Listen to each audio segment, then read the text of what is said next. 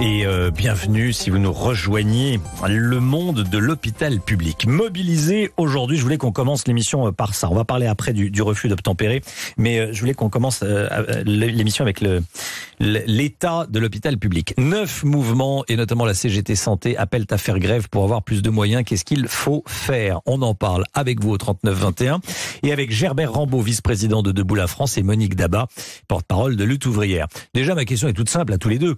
Quelles sont vos propositions pour remettre d'aplomb l'hôpital public? Visiblement, il y a un problème. Monique Dabat. Alors d'abord, moi, j'ai envie de commencer par afficher ma totale solidarité avec le personnel de santé qui se mobilise aujourd'hui. Et je pense qu'ils ont tout à fait raison de compter sur eux-mêmes, parce que quand on voit la politique qui a été menée par tous les gouvernements, les uns après les autres, pour laisser et être responsable du fait que l'hôpital s'enfonce comme il le fait aujourd'hui dans la crise, c'est bien que sur eux-mêmes que les personnels de santé peuvent compter, et sur leur mobilisation actuelle et à venir, j'espère. Ce qu'il faut pour l'hôpital, c'est faire exactement tout le contraire de ce qui a été fait, et c'est mettre des milliards dans l'hôpital. Il faut des fonds dans l'hôpital. C'est ce qu'on a vu depuis plus de 30 ans.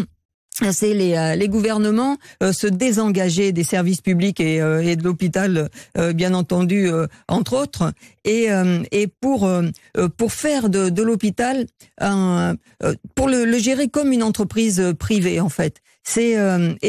Donc on a bien changé chez Lutte ouvrière. C'est-à-dire, parce que vous mettez en avant, vous vantez les mérites de l'entreprise privée. Non, je viens de dire l'inverse. Je dénonce le fait que tous les gouvernements ont voulu gérer l'hôpital comme une entreprise privée. Il faut faire tout le contraire. Et c'est le contraire de ça qu'il faut faire, oui. Très bien. Donc, mais très concrètement, vous voulez distribuer des milliards. Avant de distribuer de l'argent, faut le gagner. Comment vous le gagnez? Non. Les services publics, c'est pas fait pour gagner de l'argent, et la santé, c'est pas fait pour gagner de l'argent. Pour reverser des milliards. Le problème, c'est que c'est fait pour gagner de l'argent dans la société actuelle, et de plus en plus, on voit comment les laboratoires pharmaceutiques se font des fortunes, comptent maintenant parmi les gens les plus riches, etc. C'est tout ça le problème. Ça a été la tarification à l'acte. Ça a été, mais c'est pas fait pour rapporter de l'argent. L'argent, il existe. Et le problème, c'est que justement l'État, en se désengageant de plus en plus de l'hôpital comme des autres services publics, a retiré les fonds qui a été pour l'hôpital, pour augmenter sans cesse les subventions au grand patronat. C'est là qu'est le problème. C'est là sur les déserts médicaux, Monique Dabat, porte-parole de Lutte ouvrière, quelles sont vos propositions? Oui. Alors déjà là, pour répondre quand même, je pense que c'est pas simplement un problème de gouvernance, mais vraiment un problème de moyens. Et que les économies qui ont été faites sur l'hôpital ont conduit à l'écœurement complet du personnel de santé, qui en grande partie par milliers démissionne, craque. On voit à quel point c'est la conséquence de ça. Mais cette conséquence, elle n'est pas que pour les personnels de santé, même si c'est déjà énorme, mais c'est aussi pour les malades, et qui sont pris en charge à l'hôpital avec des délais de plus en plus longs. Et où on sait ce que ça peut vouloir dire en perte de chance aussi. Alors, il y a ce problème de l'hôpital, et le problème des déserts médicaux, mais là, c'est une vraie catastrophe. Enfin, c'est de plus en plus de gens dans les provinces se retrouvent à 50 kilomètres, très très éloignés d'un lieu pour pouvoir se faire soigner simplement. Enfin, on est dans un des pays les plus riches du monde, mais c'est un pays capitaliste comme les autres, et du coup, ce qui est mis en avant, c'est les profits qu'il y a à faire, et c'est pas les besoins de la population. 12h39. Je voudrais qu'on parle de ce qui s'est passé ce week-end à Paris et de ses conséquences politique. Jean-Luc Mélenchon persiste et signe, il maintient ses écrits, la police tue. Il prévient qu'il veut changer la doctrine d'usage de la force par la police. Ça fait suite évidemment au refus d'obtempérer de ce week-end dans la capitale. Il y a également eu une affaire à Argenteuil, on en a parlé dans le journal il y a un instant. 3 policiers, pour ce qui est de l'affaire parisienne, sont en garde à vue pour avoir tiré sur une voiture qui leur fonçait dessus et qui ne voulait pas s'arrêter. Il y a un mort. la passagère, et un blessé grave, le conducteur, qui était en semi-liberté. Déjà, quel est votre commentaire à tous les deux sur cette affaire qui se conclut par un drame, rappelons-le, la mort d'une personne? Monique Dabat, lutte ouvrière. Oui, enfin là, il y a une personne qui a été tuée, donc qui ait une enquête, qui ait des policiers en garde à vue, c'est quand même le minimum. Je vois pas ce qu'il pourrait y avoir de choquant là-dessus. Bon, que sur le slogan de Jean-Luc Mélenchon sur la police tue, c'est bon, moi je me limite pas à des slogans, mais par contre, la police, enfin là, en tout cas, il y a un policier en l'occurrence qui a tué. Et puis, si on se rappelle sur les gilets jaunes, bah là, on pouvait dire la police mutile, le nombre d'éborgnés, le nombre de mains arrachées. Et d'ailleurs, on peut également dire la police protège. Elle protège qui?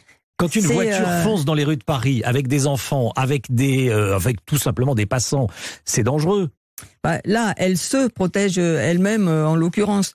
Mais moi, il y a quelque chose je repensais au début des Gilets jaunes, justement, quand il y a commencé à y avoir ces attitudes de la police. Je me rappelle de réactions autour de moi, de personnes lambda qui étaient extrêmement surprises de voir comment les forces de police se déchaînaient sur les Gilets jaunes, où on voyait que au départ, enfin vraiment, c'était des petites gens qui s'étaient réunis sur les ronds-points, etc. Et il y en a qui ont découvert là que le rôle de la police, ça pouvait être aussi ça, et qu'en ont été très très surpris parce qu'ils s'attendaient pas à ça. Pour eux, c'était la police de la République, etc. Et ils se sont rendus compte que non, la police, elle pouvait avoir un rôle qui était un rôle répressif contre la population, et ils en étaient extrêmement surpris. Alors ça, c'est votre point de vue. La police protège la République. Et effectivement, quand des personnes veulent marcher sur l'Élysée, effectivement, elle se met en travers et elle fait respecter l'ordre public. Tiens, en Touraine, Monique Dabat, vous faites le même constat. Il y a plus d'insécurité, plus de violence dans la société depuis 30 ans. La société est de plus en plus violente de toute façon. Mais pour répondre à ce qu'elle disait, c'est ce que disait votre interlocutrice, c'est en disant que elle a toujours dit qu'elle préférait aller sur les scènes en tant que boucher plutôt qu'en tant que veau, même si elle n'avait pas eu à le faire. Mais je pense qu'effectivement, c'est dans l'état d'esprit qui se généralise, peut-être aussi.